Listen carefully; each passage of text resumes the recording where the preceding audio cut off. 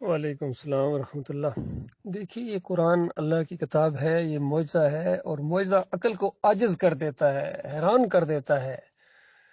اس کتاب کے اندر متشابہات ہیں اور محکم آیات ہیں۔ محکم آیات کے بارے میں فرمایا ہوا الکتاب، کتاب کی اصل یہ ہے، اور کچھ آیات اللہ نے خود رکھی ہیں ایسے لوگوں کے لیے جن کے دلوں میں زیغ ہے، ٹیڑھ ہے، یعنی ان کے لیے اللہ تعالیٰ نے رکھی ہیں۔ پھر وہ ان متشابہات کو معنی پہنانے کی کوشش کرتے ہیں اور فتنہ برپا کر دیتے ہیں، فتنے میں پڑ جاتے ہیں۔ یہی کچھ ہوا ہے محمد حنیف صاحب کے ساتھ، اور ان کے جو کرتے درتے لوگ ہیں ان کے ساتھ یہی معاملہ ہوا ہے۔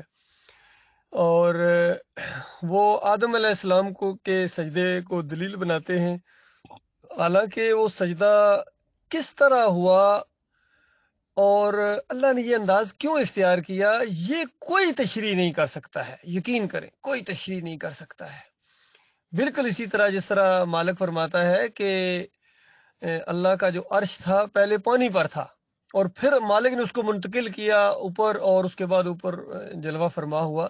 اب یہ کس طرح ہوا کوئی بیان نہیں کر سکتا، ہمارے عقل کے اندر یہ چیز نہیں آ سکتی ہے۔ صرف ایمان لانا ہے کہ ہمارا مالک جو بتا رہا بس اسی طرح ہوا ہے۔ اب کیوں ہوا جی، یہ کیا پہلے پانی پر اب اوپر؟ بھائی کوئی تشریح نہیں کر سکتا ہے، مالک جو چاہتا ہے کرتا ہے۔ تو اس چیز کو دلیل بنانا جو آپ سمجھ ہی نہیں سکتے ہیں، صرف ایمان لانا تھا اس بات کے اوپر کہ مالک نے بتایا ہے بس اسی طرح ہے، اس کو دلیل بنا کے پھر جناب یہ دنیا میں نبیوں کو سجدے کرنا یا نبیوں کے سامنے سجدے کرانا اور پھر دلیل اس واقعے کی پکڑنا، یہ بہت بڑی نادانی ہے۔ اس کی میں ایک مثال دوں، شاید بھائی غور کریں اور ان کی سمجھ میں یہ چیز آ جائے۔ ہمارے بھائی ہیں، یقین کیجئے دکھ ہوتا ہے۔ دکھ اس انداز سے ہوتا ہے کہ چونکہ اتنی محنتیں انہوں نے کی ہیں، اتنی مخالفتیں لوگوں کی برداشت کی ہیں، اور پھر بھی ایک شرک کی وجہ سے وہ جہنم کی ہمیشہ کی آگ کے اندر چلے جائیں۔ ایک تو دکھ یہ ہوتا ہے۔ دوسری بات یہ ہوتی ہے کہ یہ جماعت اب آگے بڑھتی جا رہی تھی، ہم نے اللہ کے راستے میں بہت بڑا جہاد کرنا تھا، اور ایسا محسوس ہو رہا تھا کہ یہ بہت تقریب معاملہ ہو گیا ہے، کیونکہ یہ مراکز بھی قائم ہو رہے ہیں، بڑے بڑے یعنی نوجوان ادھر آ رہے ہیں، ایک امید کی کرن ان کے اندر پیدا ہو گئی تھی۔ تو یہ یعنی یہ خوشی والا انداز بھی تھا کہ اس راستے میں جہاد کریں گے، شہادت ملے گی، اور قتال تک ہو سکتا ہم اپنی زندگی میں چیزیں دیکھ لیں۔ تو اس کو انہوں نے بالکل ختم کر دیا۔ یہ بالکل اسی طرح ان کے ساتھ معاملہ ہوا ہے، جب انہوں نے بزدلی دکھائی تو بنی اسرائیل کی طرح، جس طرح بنی اسرائیل نے جب کمزوری دکھائی تو اللہ تعالیٰ نے کہا کہ میں نے 40 سال تک یہ ملک ان کے اوپر حرام کر دیا ہے، اب ادھر بھٹکتے پھرتے رہیں گے۔ تو وہ 40 سال معاملہ ڈیلے ہو گیا۔ تو اسی طریقے سے انہوں نے جب کمزوری دکھائی، نامردی دکھائی، تو اب اللہ بہتر جانتا ہے کتنے سالوں کے لیے، کتنی صدیوں کے لیے معاملہ ڈیلے ہو گیا۔ تو بہرحال وہ گناہ بھی انہی کے اوپر آئے گا۔ تو یعنی اس وجہ سے دکھ ہوتا ہے، اور جو کرتے درتے ہیں سارے سسٹم کے، ان کے اوپر غصہ بھی آتا ہے، اور ان کے لیے سخت الفاظ بھی کبھی نکل جاتے ہیں کہ کیا ظلم کیا انہوں نے، کیوں اس طرح کیا ہو، کیوں اس کے اوپر جم گئے ہو۔ اور دوسرا پھر جو پیچھے چلنے والے وہ ذرا احساس نہیں ہے ان کو، وہ ذرا سا اگر ان کو سمجھائیں، جن کے کندھے کے اوپر رائفل رکھ کے یعنی صاحب نے فائر کیا ہے ایمان خالص کے اوپر، تو ان کو بھی تو چاہیے تھا، لیکن انہوں نے اپنی جرت ہی نہیں دکھائی۔ تو ان کو میں ایک مثال کے ذریعے اس مسئلے کو سمجھانا چاہتا ہوں۔ بھائیو غور سے سننا اس کو۔ دیکھیے، جس طرح کوئی بندہ اپنا کوئی غلام خرید کے لائے، حالانکہ خریدنے والا بھی انسان ہے اور جس کو خریدا جا رہا وہ بھی انسان ہی ہے، دونوں کی جنس ہی ایک ہے۔ ایک غلام خرید کے لائے، اور جب اپنے گھر میں اس کو لے کے آئے یا اپنے کارخانے میں یا محل میں، جس لیول کا بھی وہ آدمی ہے، اور اس کو آگے سمجھائے بھائی یہ کام تم نے کرنے ہیں، اور یہ کام بالکل نہیں کرنے ہیں، یہ کام کرو گے، ایسا کرو گے تو میں تم سے خوش ہوں گا، تمہیں اچھا اور رکھوں گا، اور تمہارے ساتھ نرمی کروں گا، اور اگر یہ کام کیے تو میں تمہاری چمڑی اتار دوں گا، اس انداز سے اس کو سمجھائے، تو کیا اس غلام کے ذہن میں یہ چیز آ سکتی ہے کہ یہ جو چیزیں مجھے بتائی جا رہی ہیں، یہ جو میرا آقا ہے جس نے مجھے خرید کے لایا، یہ اس کے لیے بھی یہی ہیں، اس میں بھی یہ کام کرنے ہیں، یا یہ کام جن سے مجھے منع کر رہا ہے یہ خود بھی نہیں کر سکتا، اور اگر وہ والے کام اس کے سامنے وہ کرے تو اس کو کیا پکڑ سکتا ہے اپنے آقا کو کہ یہ کام کیوں کر رہے ہو، یہ تو مجھے آپ نے کہا تھا نہ کرنا؟ وہ کہے گا تمہیں کہا تھا، میں تو مالک ہوں اس گھر کا، اس کارخانے کا، میں جو مرضی کروں، خبردار اس طرح کا سوچ تمہارے اندر آئی تو اس انداز سے اس کو ڈانٹ ڈپٹ کر دے گا. حتیٰ کہ غلام سے کم درجے کا معاملہ ہوتا ہے. یہ جو ملازم ہوتے ہیں، نوکر ہوتے ہیں یا ملازم ہوتے ہیں، ان کو بھی جب رکھا جاتا ہے اپنے گھروں کے اندر تو پہلے دن یا دوسرے دن یہ چیزیں بتائی جاتی ہیں کہ یہ کام آپ کی ڈیوٹیاں ہیں بھائی، اور یہ کام نہیں کرنے ہیں ورنہ معاملہ گڑبڑ ہو جائے گا، اس کے معاملات میں دخل نہیں دینا ہے. تو اسی طرح کرتا ہے. کیا وہ سوچ سکتا ہے کہ جو مجھے بتا رہا ہے وہ بھی انہی چیزوں کا پابند ہے؟ ہرگز نہیں. تو بتائیے اللہ کے بندو، جو غلام سے بھی اوپر درجے کا معاملہ ہے جس کو عبد کہتے ہیں، کیونکہ ہم سارے اللہ کے عبد ہیں، اللہ کے بندے ہیں. اللہ نے ہمیں کہیں سے خریدا نہیں ہے، اللہ نے ہمیں بنایا ہے. تو وہ جو حکم دیتا ہے کہ یہ کام کرنے ہیں اور یہ کام نہیں کرنے ہیں، تو ہم کہیں بھائی شاید یہ کام اللہ تعالیٰ بھی اسی طرح کا پابند ہے جس طرح ہمیں حکم دیے جا رہے ہیں. تو ایسی سوچ نہیں ہونی چاہیے. وہ مالک ہے، خالق ہے، جو چاہے کرے. تو وہاں جو اس نے وہ انداز اختیار کیا ہے اپنی ایک مخلوق کو، فرشتوں کو کہا سجدہ کرو، اور وہ ایک دم سجدے میں گرے ہیں. کس طرح گرے ہم نہیں بیان کر سکتے. اب اس کو دلیل پکڑ کے یہ انسان خود سجدہ کرنا شروع کر دیں یا الزام لگانا شروع ہو جائے انبیاء کے اوپر، انبیاء نے بھی سجدے کیے تھے، تو پھر ان کی نادانی ہے میرے پیارے بھائی. بہت بڑا الزام ہوگا انبیاء کے اوپر، اور الزام کے اوپر الزام کے پھر اللہ پر الزام لگایا جائے کہ اللہ نے ان کو حکم دیا. کہتے اللہ کا حکم ہے. کہاں حکم ہے بتاؤ، کسی جگہ تو بتاؤ، کوئی اشارہ بھی بتا دو حکم کا. ہرگز وہ حکم نہیں ہے. بھائیوں کو کس نے بتایا تھا؟ بتا کوئی بھائی آئی بھائیوں کے اوپر، کہاں حکم ہے؟ ہرگز حکم نہیں ہے. وہ جو خواب دکھایا گیا جس انداز سے، وہ خواب ہے اور خواب کی تعبیر ہوتی ہے. یعقوب علیہ السلام نے وہ تعبیر بتائی ہے 6 نمبر آیت کے اندر، اور ہر بہر وہ سچی ثابت ہوئی ہے، اور اسی کی طرف اشارہ کر رہے ہیں یوسف علیہ السلام کہ ابا جان میرے جو میں نے بچپن میں خواب دیکھا تھا اسی کی یہ تعبیر ہے. یعنی میرے مالک نے یہ انداز اختیار کیا ہے، غیر محسوس طریقوں سے مجھے کہاں سے کہاں لے آیا، اور آپ لوگوں کو کس طرح وہاں سے یہاں نکال کے لے آیا. اور اللہ تعالیٰ بڑی قدرتوں والا ہے، بڑی دانائی والا ہے. اس نے مجھے باتوں کی تہہ تک پہنچنا سکھایا ہے، حکمت اور دانائی عطا فرمائی ہے. ساری نعمتیں اللہ کی وہ گنوا رہے ہیں، یہ سب کچھ اللہ نے کیا ہے.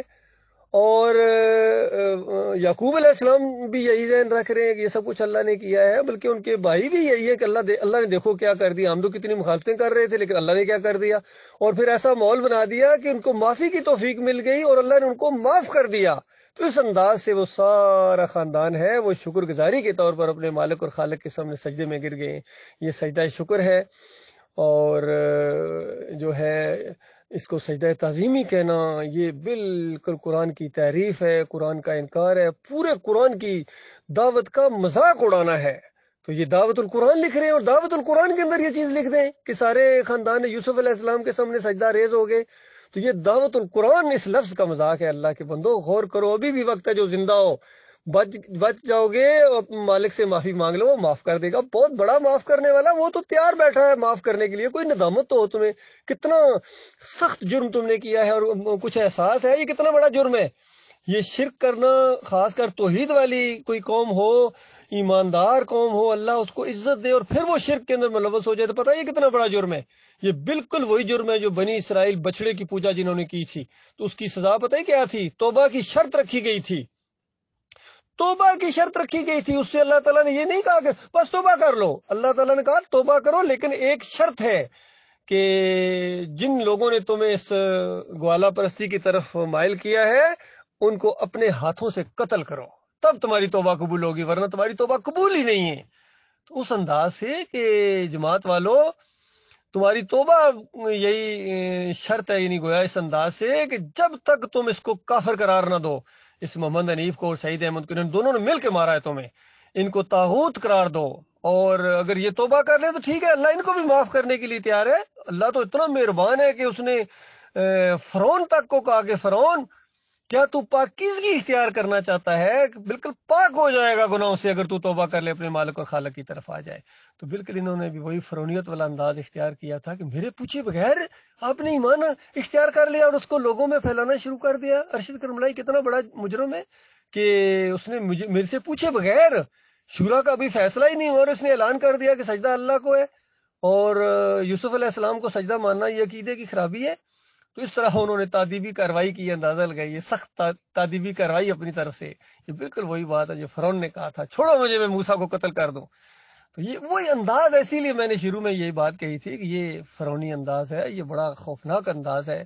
بڑا ظالمانہ انداز ہے، بہت بڑا ظلم ہے، بہت بڑی زیادتی ہے کہ ایک بندے کو انتشاری اور باغی کہنا۔ بتاؤ کیا میں نے جرم کیا؟ بتاؤ میرے پیارے بھائیو، سوچو، اکیلے اکیلے سوچو، کبھی آپس میں دو دو تین تین بیٹھو تو آپس میں دیکھو ارشد کرملائی کا کیا جرم ہے۔ وہ یہ کہتا ہے سجدہ اللہ کو ہوا ہے، اور قرآن کے دلائل دیتا ہے، اور اس جماعت کے جو بنانے والے تھے ڈاکٹر مسعود الدین عثمانی رحمۃ اللہ علیہ، ان کا فتویٰ موجود ہے۔ انہوں نے کہا ہے کہ دیکھو جن کا ایمان خراب ہوتا ہے، جن کا ایمان خراب ہوتا ہے، انہوں نے یہ نہیں کہا جن کا موقف صحیح نہیں ہے یا جن کی وہ تشریح صحیح نہیں ہے، جن کا ایمان خراب ہوتا ہے وہ اس طرح تشریح کرتے ہیں کہ یوسف علیہ السلام کو سجدہ ہوا، کیونکہ اپنے مریدوں سے پجوانا چاہتے ہیں اپنے آپ کو۔ یہ بھی وجہ بھی بتا دی۔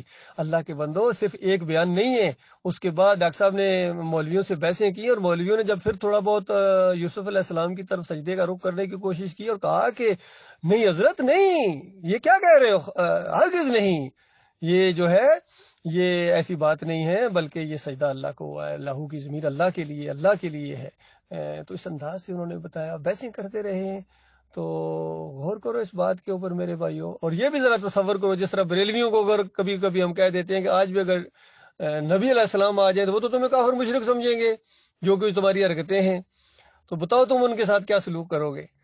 تو اسی طرح ہم کہتے ہیں کہ آج ڈاکٹر عثمانی رحمۃ اللہ علیہ آ جائیں تو بتاؤ کیا ہوگا۔ اتنی بات سوچ لو، کیا وہ تمہارے کہنے سے وہ مان جائیں گے؟ وہ کہیں گے نہیں حضرت نہیں، ہرگز نہیں، وہ خروا لہ سجدا، وہی الفاظ وہ بولیں گے اسی انداز سے، اسی لہجے کے، بلکہ اور سختی کریں گے، کیونکہ وہ تو بہت زیادہ ایمان عقیدے کی بات کو سمجھ رکھتے تھے، اور بہت ہی زیادہ انہوں نے توحید کا بیان کیا ہے، توحید کو وہ سمجھ گئے تھے، شرک کو وہ پہچان گئے تھے، طاغوت کو انہوں نے آڑے ہاتھوں لیا تھا۔ تو اس کے بعد کیا ہوگا بتائیے؟ یا تو حنیف صاحب مان جائیں گے اگر ان کے اندر ذرا بھی کوئی انسانیت یا اس چیز کی رمق ہوئی تو، یا پھر مقابلہ کریں گے۔ تو آپ غور کرو، کہاں کھڑے ہو، کہاں لے گیا آپ کو یہ؟ پیچھے ابلیس ہے، ڈوریاں اس کے پاس ہے، ہینڈلر وہ ہے، اس نے پہلے بھی وار کیا تھا محمد حنیف صاحب کے اوپر، کیا تھا یا نہیں کیا تھا؟ گواہی دو اس بات کی کہ ماڑی کی مسجد کے اندر انہوں نے توبہ کی تھی یا نہیں کی تھی، اور کہا تھا کہ اگر میری بات مان لی جاتی تو جماعت کی بنیاد کے اوپر چوٹ پڑتی، تو اس وقت چوٹ پڑتی۔ تو اب پھر حنیف صاحب کی بات مان کے کیا آپ لوگوں نے جماعت کی بنیاد کے اوپر نہیں چوٹ ماری ہے؟ اس کی بنیاد اکھیڑ دیا آپ نے۔ بنیاد تھی ایمان خالص، توحید، رد شرک، کفر بالطاغوت۔ کفر بالطاغوت کی بجائے طاغوت کو اپنا امیر مانتے ہو، تو کیسے بچو گے؟ تمہاری جان کیسے بچے گی؟ ہرگز نہیں بچ سکتی ہے، مرنے کے ساتھ وہ آگ لگنے والی ہے تم لوگوں کو، جو بجائے نہ بجھے گی، اور کتنا سخت تمہیں تکلیف ہوگی، کیونکہ تمہارے اندر صرف اتنی بات، خود بھی سجدہ کسی کو نہیں کیا، صرف ایک خیالات کے اندر آپ کے وہ شرک ہے کہ وہ ایک معاملہ ہوا ہوگا اور اللہ خوش ہو گیا، اس کے اوپر سجدہ کروا کے اللہ خوش ہو گیا۔ یہ وہ بہتان ہے، یہ وہ الزام ہے، یہ وہ کفر ہے کہ جس کی وجہ سے آپ کی ہمیشہ کی آخرت برباد ہو جائے گی۔ للہ توبہ کرو، معافی مانگو، کوئی تمہیں بچانے والا نہیں ہے، یقین کیجیے۔ حنیف صاحب نہیں بچائیں گے، وہ اپنی بیوی کو نہیں بچا سکیں گے، اپنے بچوں کو، خود اپنے آپ کو نہیں بچا سکیں گے، وہ تو خود لٹکے ہوئے ہوں گے، رگڑے جائیں گے اگر شرک سے توبہ نہ کی تو۔ اس وقت جب ان کو لٹکا ہوا دیکھو گے تو پھر تمہارے اوپر کیا گزرے گی؟ قاری خلیل الرحمان صاحب، عتیق الرحمان صاحب، چودھری اشرف صاحب، اور عبد الجبار صاحب، منور سلطان صاحب، رفعت نواب صاحب، اس وقت تمہارے اوپر کیا گزرے گی جب محمد حنیف کو الٹا لٹکے ہوئے دیکھو گے، سعید احمد کو الٹا لٹکے ہوئے دیکھو گے؟ تم کچھ بھی نہیں کر پاؤ گے سوائے اس کے کہ لنتے بھیجو گے ایک دوسرے کے اوپر۔ لہذا آج اگر صحیح معنوں میں آپ کے دل میں ان کی کوئی عزت اور احترام ہے یا ان کے ساتھ دوستی ہے تمہاری کچھ، تو ان کو سمجھاؤ۔ نبی علیہ السلام نے فرمایا اپنے بھائی کو یعنی ظلم سے باز رکھنا یہ اس کی مدد ہے، تو اس کو باز رکھو، اسے منع کرو کہ آپ کی وجہ سے پوری جماعت جہنم کے آگ کے اندر چلی جائے گی۔ ہمیں تو اللہ نے بچا لیا، یقین کیجیے، ہمارے کوئی اپنی وہ نہیں ہے کہ ہم بڑے بہت تھے، نہ، ہمارے مالک نے ہمیں بچایا ہے، اور اس انداز سے دلائل پر دلائل آتے چلے جا رہے ہیں۔ ہمارا ایمان تو ہر روز اس معاملے میں بڑھتا چلا جا رہا ہے، اور جس وجہ سے آپ کو شیطان نے ورگلایا ہے وہ چیزیں بھی محسوس ہو رہی ہیں۔ تو ہم سے یہ امید کیسے رکھتے ہو کہ ہم تمہاری وجہ سے جہنم کی آگ کے اندر خود جان بوجھ کے چھلانگ لگا دیں گے؟ کبھی نہیں لگائیں گے۔ ہمارا مالک ہمیں قائم رکھے گا، اسی نے قائم رکھا ہوا ہے۔ تو للہ واپس آ جاؤ، اور جماعت کو پھر اسی طریقے سے آگے بڑھاؤ، اور خاص کی جو باغیوں کے گروہ ہیں جن کا بھی ذکر کیا ہمارے معراج الدین صاحب نے، ان کے لیے بھی کھلی دعوت ہے کہ تم لوگوں نے بھی معاملہ تھوڑا ٹیڑھا کرنے کی کوشش کی ہے، تمہاری کامیابی نہیں ہے، تم آگے نہیں چل سکو گے، کیونکہ پٹڑی جب بے شک تھوڑی بدلی ہوئی ہے ابھی آپ کی، محمد حنیف نے یو ٹرن لے لیا ایمان عقیدے سے پھر کے شرک کی طرف آ گئے، لیکن آپ لوگوں نے تھوڑا سا راستہ بدلی کیا ہے، تھوڑا سا اس کو ابھی بہت معمولی ہے چونکہ ساتھ ساتھ جا رہی ہے پٹڑی، لیکن آگے جا کے آپ نہیں چل سکیں گے کبھی بھی۔ تو جو آپ کے اندر یہ خرابیاں آ گئی ہیں، چاہے یہ یعقوب علی کے اندر معاملہ ہو، کہ وہ جس طریقے سے وہ اس چیز کو لیتے ہیں کہ یہ معجزہ ہو ہی نہیں سکتا. کیوں نہیں معجزہ ہو سکتا ہے؟ جب نبی علیہ السلام لکھنا پڑھنا نہیں جانتے ہیں، روایتوں میں آ گیا کہ خود لکھ دیا، خود مٹا کے خود لکھ دیا، تو بتاؤ اسی کو تو کہتے ہیں پھر معجزہ ہے. ڈاکٹر صاحب یہ نہیں کہا کہ میں کہتا ہوں یہ معجزہ ہے. ڈاکٹر صاحب کہتے ہیں اگر کوئی اس طرح تشریح کرتا ہے تو پھر وہ معجزہ ہے، یعنی یہ معجزانہ پھر بات ہے، یعنی ایسا بندہ بھی صحیح العقیدہ ہے. اور یہ جو اختر بیگ لوگ مومنوں کے اوپر کفر و شرک کے فتوے لگاتے ہیں، یہ بھی بہت ہی بڑا گناہ ہے، اس سے بھی توبہ طائب ہو جاؤ، پیچھے ہٹو. اور فیاض محمود باجوہ صاحب بھی جس انداز سے انہوں نے یہ بات کہی ہے، اور عبید الرحمان نے کہی ہے کہ ہم یہ سوالات اپنے سر نہیں لیتے ہیں، تو کیوں پیچھے ہٹے ہو؟ کیوں سر نہیں لیتے ہو؟ آپ تو اس کا مطلب آپ کو یقین نہیں ہے، آپ کے اندر وہ جرت نہیں ہے کہ ان کافروں مشرکوں مسلک پرستوں کی آنکھوں میں آنکھیں ڈال کر کے بات کرو. ان کی آنکھوں میں آنکھیں ڈال کے بات کرنی ہے، ذرا برابر ہمیں شرمندگی نہیں ہے. ہم تو فخر محسوس کرتے ہیں کہ ڈاکٹر صاحب نے جس انداز سے سوال و جواب دیے ہیں بالکل پرفیکٹ دیے ہیں، آنکھوں میں آنکھیں ڈال کے دیے ہیں. اسی انداز سے ہم بھی جواب دیں گے انشاءاللہ. توحید کی دعوت آگے بڑھائیں اور اس طرح مل کے معاملہ کریں. اگر آپ کے اندر ذرا بھی کوئی اس دعوت کے ساتھ لگاؤ ہے، اور اگر واپس آنے کے لیے تیار نہیں ہو، ایک ہونے کے لیے تیار نہیں ہو، تو پھر گواہ رہنا کہ ہم اللہ کے فرما بردار ہیں، ہم اللہ کے مسلم ہیں، ہم پیچھے ہٹنے والے نہیں ہیں. یا تو ہماری جان جائے گی اس دعوت کے پھیلانے کے لیے، یا یہ دعوت غلبہ پکڑے گی، بس اس کے علاوہ کوئی اور معاملہ نہیں. یہ ہمارا آخری فیصلہ ہے. لہٰذا یہ اپنی چھوٹی چھوٹی یہ جو ہے نا مسلکیاں اور چھوٹی چھوٹی یہ ان کی ختم کرو، یہ دستبردار ہو جاؤ، بالکل ختم کرو اس اپنی عمارت کو. یہ جو یعقوب علی کی عمارت یہ غیر شرعی ہے، دائیوں کی غیر شرعی ہے، اور عبید الرحمان کی غیر شرعی ہیں بالکل. یہ قرآن کے مطابق نہیں ہے، یہ ان کی باغیانہ انداز ہے، باغیانہ سوچ ہے. اور بغاوت کوئی معمولی جرم نہیں ہے. نبی علیہ السلام نے فرمایا بالشت برابر بھی جو جماعت سے ہٹ کے مرے گا، بالشت برابر. آپ تو ہزاروں میل دور ہو گئے، آپ تو مہاجرائی پر اتر آئے. بالشت برابر بھی جو پیچھے ہٹا وہ جاہلیت کی موت مرے گا. یہ اس کی مثال یہ دی تھی، جس طرح ایک دو آدمی ہیں جو وہاں لاہور میں بھی ہے، کہتے ہیں کمال خان صاحب ہمارے امیر ہیں لیکن بات نہیں مانتے ہیں. اس کو کہتے ہیں بالش برابر پیچھے ہٹ جانا، یہ اطاعت سے گریز کرنا، اطاعت نہ کرنا. امیر اسی کو ماننا پھر وہ اطاعت نہ کرنا، یہ ہوتا ہے اس جماعت کے نظم سے پیچھے ہٹ جانا. اس کی اجازت نہیں دیتا اسلام. بھائی اسلام بڑا مضبوط نظام ہے، اور اسلامی ریاست ہو تو ایسی سوچ رکھنے والے، ایسے انداز اختیار کرنے والوں کو بھی کڑی سے کڑی سزا دی جاتی ہے. اللہ تعالیٰ غور و فکر کرنے کی توفیق عطا فرمائے.